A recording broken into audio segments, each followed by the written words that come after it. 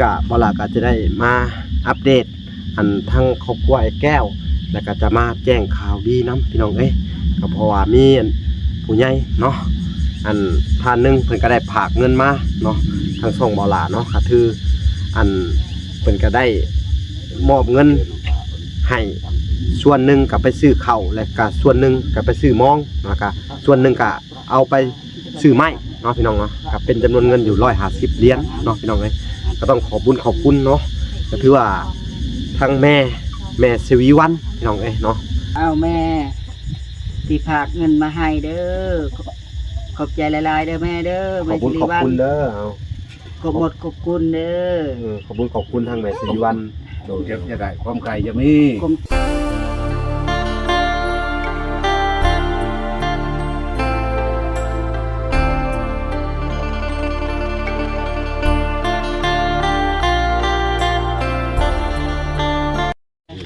ก็สบายดีพ่อแม่พี่น้องเบิดสู่คนเนาะก็ยินดีเข้าสู่ช่อง YouTube บ่าวหลาสายบุญคุณธรรมคือเก่าเส้นเคยพี่น้องเนาะทักทายสบายดี FC ทางฝั่งไทยและ FC ทางฝั่งลาวและ FC ทั้งต่างประเทศนำเด้อเอากราบสบายดีพ่อแม่เนาะอยู่ทางเมืองนอกเมืองนาพี่น้องเนาะที่รับชมบ่าวหลาอยู่เนาะมื้อนี้ก็บ่าวหลาก็จะได้มาอัปเดตอันทั้งครอบครัวไอ้แก้วแล้วก็จะมาแจ้งข่าวดีน้ำพี่น้องก็เพราะว่ามีผู้ใหญ่เนาะอันท่านนึงเพิ่นก็ได้ฝากเงินมาเนาะทางส่งบ่าวหลาเนาะก็คืออัน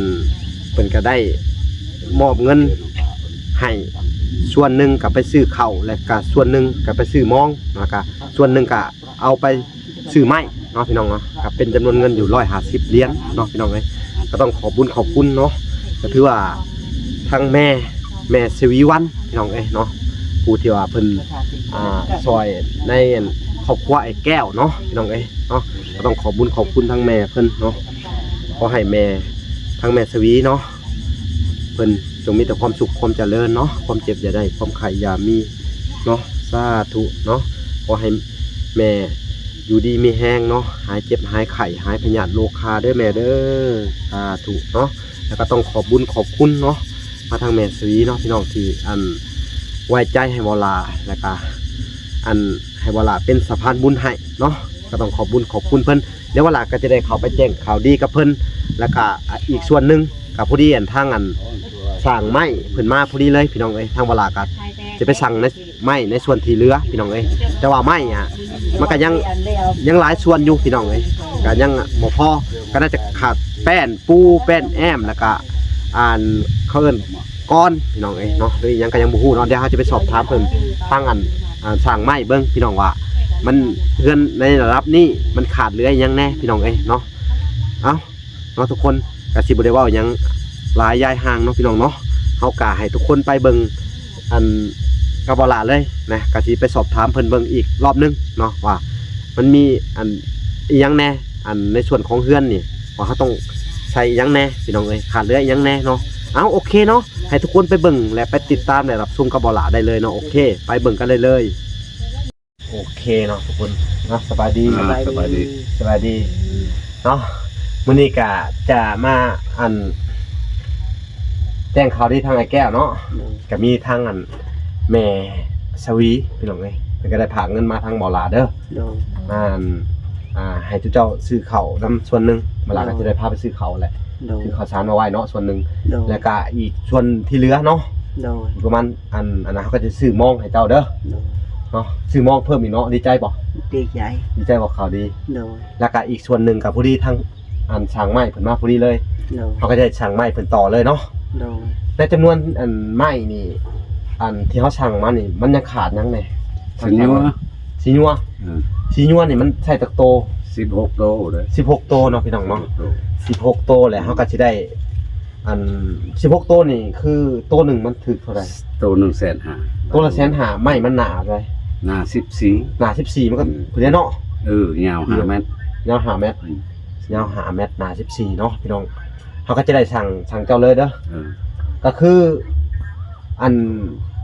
ได้ซีนัวนี่หนา14ยาว5 เมตรเนาะ5 เมตรแล้วมันราคานี่มัน สิบ1.5 แสน 1.5 แสนเนาะมันก็สิตกอยู่ล้าน8บ่หรือล้าน อันนั้น12โตล้าน8 โอ้อันนี้มัน 16โตเจ้าอะไรบ่รู้ 16 โต อ่ะ 16 โต มันถึงเท่าไหร่นะ2ล้านเท่าไหร่ เบิ่งอันยัง4โตหันก็ สิไหล 6แสน โดย 6แสนล้าน8 2ล้าน4 16โต 2ล้าน4โอ้กะ16 โตเฮาก็เอาสั่งในงบอันไอ้2ล้าน1ได้บ่2ล้าน1 2ล้าน2ขาดอีกประมาณ 2-3 โตเขาก็จะบ่ได้สั่งมาทีหลัง ได้สิเป็น หรือว่าเอามาเบิดก็ได้ถ้าเกิดว่ามีงบอะไรเข้ามาเขาจะจ่าย บ่แล้วตัวจำนวนเงินมาแล้วก็เอาสำเงินก็แต่ไม่หันก็สิซอยให้เต็ม16โตเลยเอาสิเอาตำรัง เขาสิเอาตามเงินล่ะ เออ ผู้ที่เพิ่นให้แยกว่าอัน100นึงก็เป็นการซอยเฮ็ดเฮือนให้ทางไอ้แก้วนะแล้วเฮาก็100นึงมันก็สิถึงอยู่2ล้าน1แสนกับประมาณ30,000 หรือ 40,000นี่อีกตามเรทเงิน ตัวนั้นเอาตำรังก็ได้ แต่ว่าจำนวน16โตเนี่ยก็เทินเอาปาดเลยสิส่งเลย ถูกเลย แล้ว ก็อัน2ล้าน1แสนกับ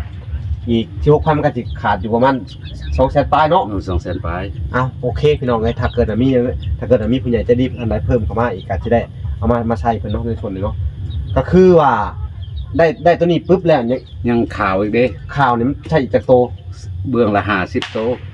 เบื้องละ5คันมุ่งเสียงสิเลยเบื้องละ5เอาจากแมต เอา6แม่นโตแล้ว ยาว6เมตรแม่นยาว6เมตรหรือ7เมตรแห่งดีเนาะ6แม่นปลายนี่พอดี6แม่น30บ่มันเผื่อเกย เอาฮู้แล้วของตรงเจ้าอันนี้5แม่นเด้ต้องใส่6แม่น30พอดีรถมันเลือกข้างเบื้องนึงหั่นต้อง70เซนรถพอดี6เมตรเต็มเนาะ6แม่น30อันตัวนี้ก็คืออันตัวนี้เนาะในช่วงที่ว่าอันในเพิ่มเติมเข้ามาแหละตัวนี้เนาะคือว่าจำนวนเทือนเนี่ยมันต้องมีข่าวเนาะต้องมีข่าวแล้วจักโตนะ10โต10 โตพี่น้องไอ้ก็คืออันนี้ก็ได้ถามเพิ่นว่าตัวนี้อันก็คือบ่มีงบเด้อพี่น้องเนาะก็ถือว่าแล้วก็สิมีแป้นมันเนาะแป้น48แป้นแล้วก็ไม้48เนาะแป้นปูก็ยังขาดอยู่ประมาณ4อย่างเนาะ4อย่างในจำนวนของไม้พี่น้องเอ้ยถ้าได้สั่งในจำนวนตัวนี้มาแล้วเนาะยังขาดอีก4อย่างเนาะยัง4อย่างพี่น้องเอ้ยก็ยังขาดอยู่4อย่างเนาะถือว่าผู้ใหญ่ท่านใดอยากเพิ่มเติมเข้ามาอีกเนาะทางอันช่วยเหลือทางไอ้แก้วเนาะอยากยื่นมือเข้ามาช่วยเพิ่นอีกกันในการช่วยเหลือในการสร้างที่อยู่เนาะที่อยู่ก็คือเฮือนซ่านเนาะให้มันคงขึ้นนิดนึงพี่น้องเอ้ยเนาะก็ยินดีเด้อเนาะยินดีเป็นสะพานบุญให้คือเก่านะพี่น้องเนาะโอเคก็ถือว่าถ้าเกิดว่าได้สำได้เฮาก็เอาสำนั้นเนาะแม่นเฮาก็หยุดไว้ก่อนเนาะถ้าเกิดว่ามันงบบ่ทันได้เข้ามาก็เฮาก็สิรอ2-3งบเข้ามาพี่น้องเอ้ยเนาะก็ถือว่านั่นแหละรอผู้ใหญ่ใจบุญพี่น้องเอ้ยคนไหนที่อยากสมทบเนาะทางเบาละก็จะได้นำสะพานบุญให้คือเก่าพี่น้องเอ้ยใครสนใจหรือว่าทางทีมงานเฮาเนาะอยากซอยทางผู้ใดก็ได้พี่น้องเอ้ยว่าจะเป็นแต่เบาละหรือว่าเบาพรเบาสัญญาหรือเบาอะไรก็ได้พี่น้องเอ้ยซอยมาทางด้านใดก็ได้เนาะทางเวลาก็ยินดีเด้อยินดีเป็นสะพานบุญให้คือเก่าพี่น้องเอ้ยเนาะแล้วก็เรื่องในทีมงานเฮาเบาน้อยเบายังก็ได้พี่น้องเอ้ยพอได้เพิ่นมาเพิ่มเติมในส่วนที่เหลือเนาะแป้นปูนี่ก็ยังบ่มีเนาะยังบ่มีแป้นแอมก็ยังบ่มี48ไม้48นี่48นี่มันใช้หลายเด้เนาะใช้หลายแล้วไม้ตัวนี้ราคาเท่าไหร่น่ะ48ก็โต60,000ตัว 60,000 ยาว4เมตรราคาแป้นปูได้ซะแป้นปูราคา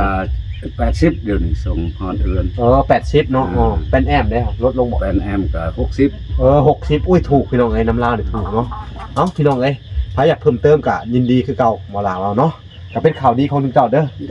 เนาะก็ก่อนอื่นเบิดก็อยากให้ทุกเจ้าอวยพรหรือว่าขอบคุณทางแม่สวีวันเด้อจากUSA น้องเอ้ยขอบคุณทางแม่สวีวันเด้อขอบคุณมาเลยขอบคุณให้สวัสดีก่อนดิวสบายดีลูกดิวสวัสดีกล้องส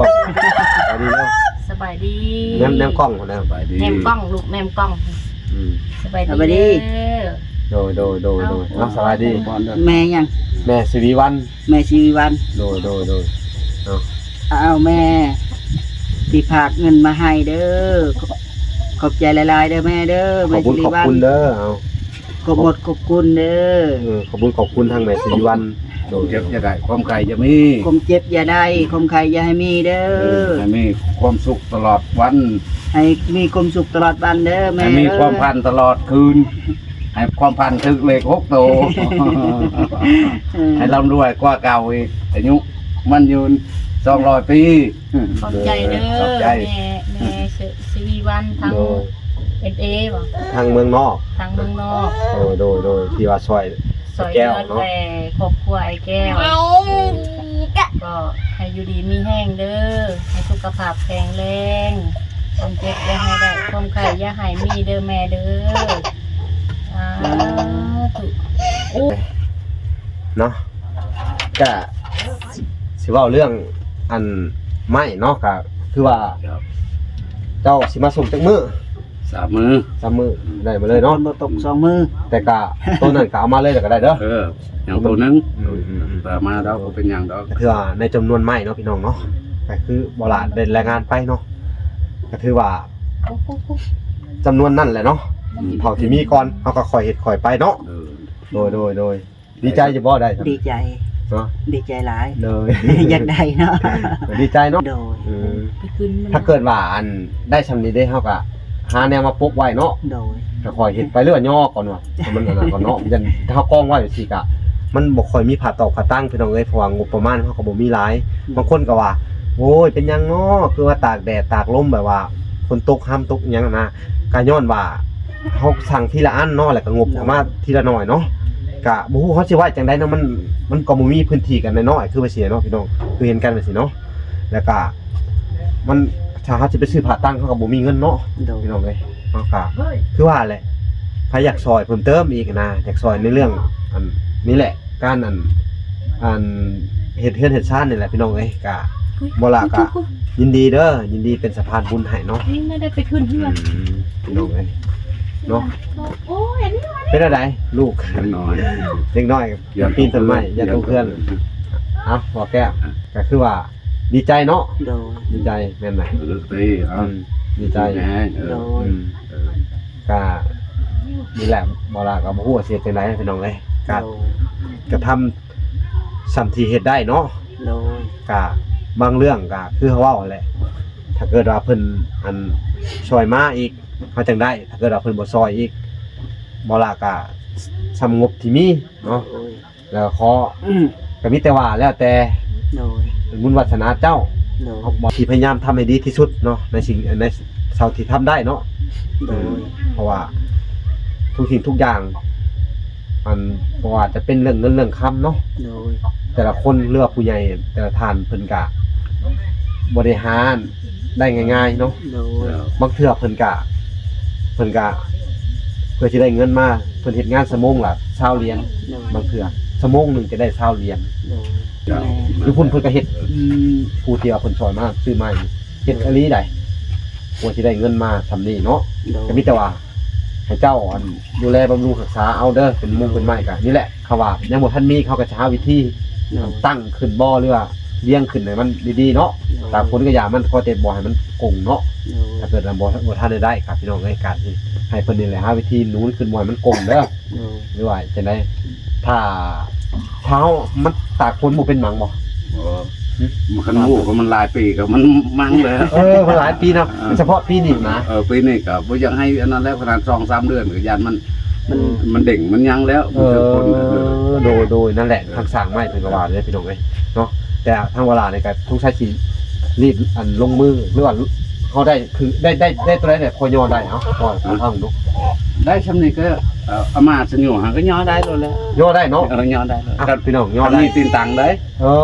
มีตีนเสาอันนี้ แม่นแหละต้องขาดตีนเสาอีกพี่น้องเอ้ย ตีนเสาอันนี้ เดี๋ยวเวลาสิได้เห็น เก่าเสาแล้วก็ย่อได้แล้ว โดยสิได้สั่งตีนเสาอีกนี่อะไรว่าโอ้ย เก่าเสาหันกันได้ตัวนั้นก็ย่อได้แล้วจะเป็น เนาะเอาก็ดีใจน้ำเพิ่นพี่น้องเอ้ยมื้อนี้ก็เป็นข่าวดีข่าวหนึงพี่น้อง ตี เอ้ย แดก เนาะ โดย ก็ถือว่าเพิ่นก็สิได้ นี่น้อง อันนี่แหละดูแลไม่เอาก่อนแต่ว่าถ้าเกิดว่ามีงบเข้ามาอีกหรือว่ามันซื้อตีนเสาอีกเนาะมันก็ย่อได้เลยแล้วก็มีตัวเขาเว้าเนาะแม่นแหละพี่น้องเอ้ยถ้ามีตัวนั้นแหละเฮาก็สิแล้วสิเรียน เบิ่งในเรื่องของตีนเสาเขาว่าไผทางเงินมาบัดนี้เนาะคือว่าผู้ใหญ่เพิ่นเสนอมาบ่ล่ะก็สินำไปซื้อตีนเสามาเลยเนาะ ตื่นเช้าเลยก็สิย่อข้าวเลยก็ย่อได้โลด ย่อได้แหละกันเนาะ มัน มันตั้งก็แล้วมันก็สิ มัน บ่ดอ ตั้ ก งเลยมัน บ่ดอกปานใดเนาะ มันบ่ดอกปานใด แม่นพี่น้องเอ้ย เพราะนั้นมันบ่กดนั่นแหละ คนกับบุคคลแล้วกันนะเด้ เขาบ่ได้ตั้งขึ้นไปแล้วเนาะ ยังได้26โตนี่คือย่อได้โลดแล้ว ย่อได้เลยเนาะ ทันว่าได้ตื่นเช้า โอ้ได้พี่น้องเอ้าฉากก็สิได้ย่อขึ้นเป็นโค้งนะก่อนเนาะถ้าได้ตีนเสาเนาะ จะได้ตื่นเช้า นี่แหละพี่น้องตีนเช้ากันยังบ่ทันได้มีงบเด้อพี่น้องเอ้ยใครเสนอมาเลือกผู้ใหญ่ทันได้ที่อยากอันซอยในด้านนี้กันดีใจเด้อพี่น้องเอ้ยยินดีเป็นสะพานบุญให้คือเก่าเนาะ โอ้ย เอ้าดีใจแล้วว่าฮอดคำนี้เนาะ ดีใจ ถ้าตีนเช้าเราย่อได้เนาะพี่น้องก็เป็นโค้งห่างเนาะ ดีใจแล้ว ดีใจแล้วได้สำนี้เนาะ โดยเอ้าอย่างไรก็อยากพี่น้องเอ้ยจะให้เพิ่นอันสู่ต่อไปเด้อทางแม่แก้วเพิ่นเนาะสู่ต่อไปก็ทางอันสั่งไม้เพิ่นก็อันได้มานี่แหละได้มาอันมาบอกเรื่องไม้นี่แหละพี่น้องเอ้ยบอกเวลาก็โทรไปหาเพิ่นก็เข้ามาพอดีเนาะแล้วก็ยังมาบอกเรื่องไม้แล้วก็บางเทื่อก็สิได้อาศัยเพิ่นนำแหละมาเฮ็ดเนาะมีบ่สร้างเข้ามาหามาให้เบิ่งเด้อ ทางนี้ได้เงินทางนี้ได้เขาพอแขกของนี่เขาพอแมวเจ้าฮู้แล้วว่า อย่าเพิ่นเอาแพงเพราะเฮาจะเอาราคาถูกๆบ่มีเงิน ก็ไปขอนำเขาแล้ว เรียกว่าสิเจ้าเฮ็ดเป็นบ่ บ่ขอยบ่เว้นขอยได้เขาบ่เว้นเดือนได้ขอยเขาเว้นเดือน เอ้าก็มีแต่ว่าจ้างย่อจ้างอันนั้นเนาะเฮ็ดได้นะเขาคอยเฮ็ดไปบอกเออได้โอ้มันยากอะไรพี่น้องเอ้ยในการที่จะเฮ็ดเฮือนคนหนึ่งเนาะงบก็บ่ค่อยหลายแน่เนาะปัจจัยก็บ่ค่อยหลายแน่ก็สงสารแต่เด็กน้อยพี่น้องเอ้ยสงสารลูกเพิ่นเนาะสงสารทั้งครอบครัวนี่แหละเนาะสุกเสือคาคิงเนาะจะสิเฮ็ดจังได๋ สิมีประจำ มีไปสังเนาะก็คือว่าแหละเฮาก็สู่ต่อไปเนาะอยู่ไปด้วยกันพี่น้องเอ้ยเวลากะสิมานี่แหละอยู่ทายเพิ่นไปเนาะจนกว่าจะมีอันยังมุงหลังขอหลังคายังมันแล้วเนาะนิดนึงอย่างน้อยก็พอให้ได้เพิ่นอันอยู่อาศัยเนาะยังบ่แล้วก็ได้พี่น้องเอ้ยเอ้าคือว่าแหละเนาะคลิปนี้ก็สิบ่มีหยังพี่น้องเอ้ยเนาะทางเวลาก็สิได้อันจบคลิปก่อนเนาะก่อนที่จบคลิปนี้ก็ต้องขอบคุณเนาะทุกคนขอบคุณผู้ใหญ่ใจดีทุกท่านขอบพระคุณแล้วก็ขอบพระคุณพ่อๆแม่ๆทั้งเวลาพี่น้องเอ้ยที่อันช่วยเหลือมาในคิดไอ้แก้วว่าจะเป็นทุกๆทานหรือว่าคนที่เอ่ยชื่อแน่บ่ได้เอ่ยชื่อเนาะเวลาก็ต้องขอบคุณเนาะมายังอันพ่อแม่ทุกๆคนเลยเนาะว่าจะเป็นแม่ทำแก้วแล้วก็แม่อันจันน้อยแล้วก็แม่ตู้ USA แม่สวีวันเนาะแล้วก็ FC อันทั้งช่องอื่นๆที่ช่วยเหลือมาเนาะเวลาก็ซับซึ้งน้ำใจและทางบ่อแก้วกับบ่มีหยังที่ตอบบุญแทนคุณเนาะมีแต่คำอวยชัยให้พรเนาะพี่น้องเอ้ยขอให้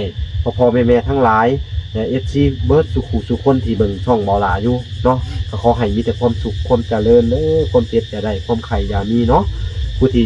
เป็นเจ็บเป็นไข้ก็ขอให้หายเจ็บหายไข้หายพยาธิโรคาเด้อสาธุเอ้าเนาะก็บ่มีหยังหลายพี่น้องเอ้ยบัดนี้ทางเวลาก็สิได้จบคลิปก่อนเนาะถ่ายคลิปนี่ก็เขาว่าอันบ่ช่วยหยังกับพี่น้องเอ้ยเนาะช่วยกดไลค์กดแชร์กดติดตามไว้เนาะเพื่อจะได้อันบ่พลาดคลิปใหม่ๆของเวลาคือกดกระดิ่งไว้พี่น้องเอ้ยเนาะเป็นการสนับสนุนช่องก็คือบ่ค้ำโฆษณาพี่น้องเอ้ยเนาะเอาโอเคเวลาก็สิได้จบคลิปก่อนแต่เพียงเท่านี้เนาะพบกันใหม่อีกคลิปหน้าเนาะแกเนาะสบายดีเด้อสบายดีเนาะ